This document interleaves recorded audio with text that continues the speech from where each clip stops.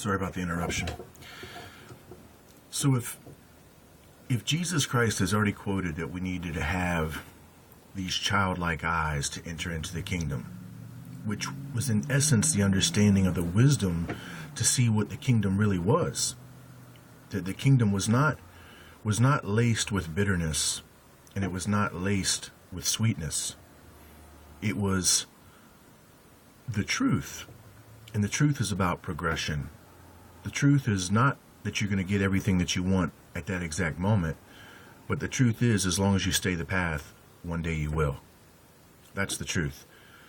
But to cloud and distort the truth, we see that within the writings, within the sacred writings, as symbolized with this pentamue, they have, when it says has discovered to the children, that's basically presented to the children of men. Once again, we're being referred to in this descendancy as childlike. Okay? They've discovered to us through the sacred writings this bitterness. Well, that's interesting because if you think about a child is very flavor orientated. He's very taste orientated. He's going to reject the bitterness and then go right for that sweetness.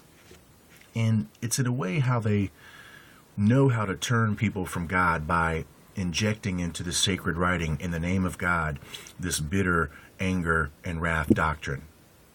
At the same time, to tempt the children that they want to pull out of this, they tempt them with the sweetness.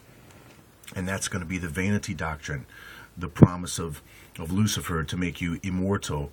Even though you're committing evil acts, you're still going to be awarded this supposed divinity. Well, that's the scam that we all know is hidden within those sweet candies. Basically, they taste good, but they're actually so very bad for you. They're going to lead your teeth to an early demise, and in some cases, they can even kill you. They can lead to diabetes. In the long run, as far as you walk that equational path, this sweetness of candy, or this supposed sweetness of truth that's offering you something now, that in reality you would receive the fullness of the true sweetness and the joy of eternity in the distance. But they're trying to offer you this now. Instead of really offering you a grape, they offer you a piece of candy that has a picture of a grape on it that might smell like a grape, but has some abomination of the flavor of a grape, but yet it's laced with sugar. It doesn't have the vitamins and the sustenance and the nutrients that the grape actually does. Now, I'm not saying candy's evil. I'm just saying, though, if you were trying to receive all of your truth from this supposed sweetness, which is really a mask for temptation, then you're leading yourself down the path to destruction. Straight up. Okay? So they have tried to corrupt the scripture by making portions of it bitter, and then to pull their initiates out of it, they tempt them with the sweetness. And it's right there. And pointed out to them every secret of their wisdom. Now, every secret of their wisdom, which is incredible because we know that these secret societies have secret in their name, and they pride themselves on what? They pride themselves on wisdom, whether it be known as the sacred feminine, in Greek called Sophia, or whether it would be known in the connection to the Knight Templar and Baphomet as it be wisdom, found underneath the House of Wisdom, which would be Solomon's Temple, with the Jachin and Boaz columns, which literally symbolize beauty and the beast. Boaz, the beast, those that were tempted by the serpent, and then beauty, which would be the daughters of men, those that they thought were fair. That's the foundation for them to achieve their plan, their illumination. Straight up. It says, he taught men to understand writing and the use of ink and paper. Therefore, numerous have been those who have gone astray from every period of the world, even to this day. For men were not born for this, thus with pen and with ink to confirm their faith.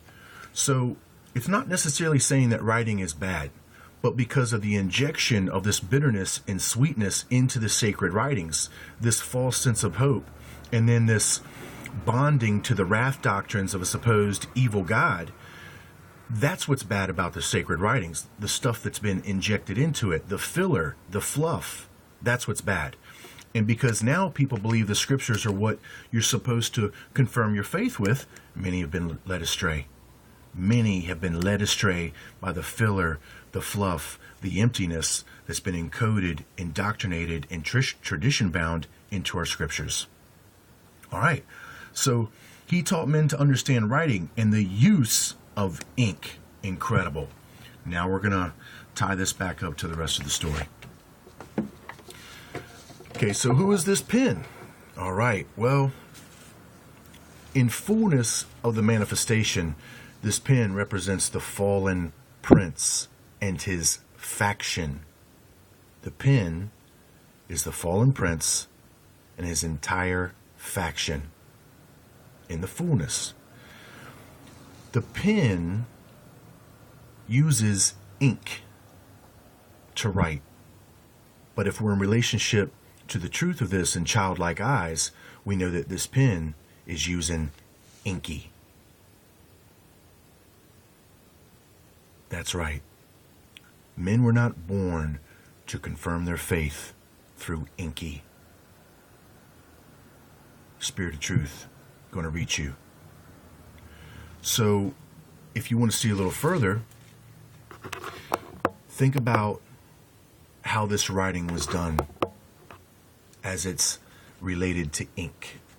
And then you have to know a little bit about this inky as being the fallen prince. Well, this inky is the Lord of the Abyss. That's right. Now, what do you use to extract the ink, this black shadow liquid? You use an inkwell. That's the exact same well of Jacob's well, those blessings of the deep that lieth under. Inky is the Lord of the inkwell, the abyss, which represents his spiritual abode, which is this bastardized spiritual knowledge, which has now been transferred as occultic knowledge once it enters into the material realm. These secrets. Inky is the inkwell of knowledge, just as we see Jacob was corrupted through his being led astray in the most ancient of days of early Israel. This corruption is spread out through the remaining tribes of Israel, and then it has reached its fullness within the 10 tribes of Israel that are led by his adopted descendants, Ephraim and Manasseh. So, inky is the well, just as we saw when we did that video describing Jesus Christ and the woman of Samaria by the well. Everything that we learned there is being confirmed here.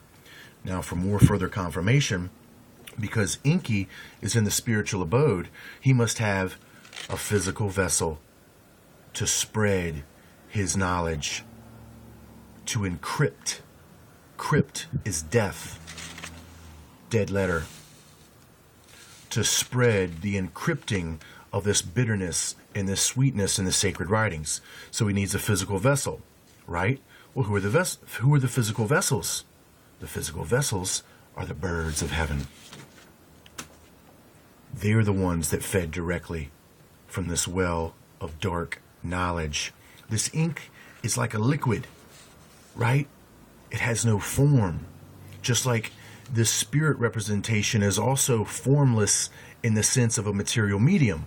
So because inky is of the spiritual nature, he has to have a physical vessel to use to indoctrinate and corrupt the people as well as the scriptures. And there is our birds of heaven. So men were not born to confirm their faith by inky.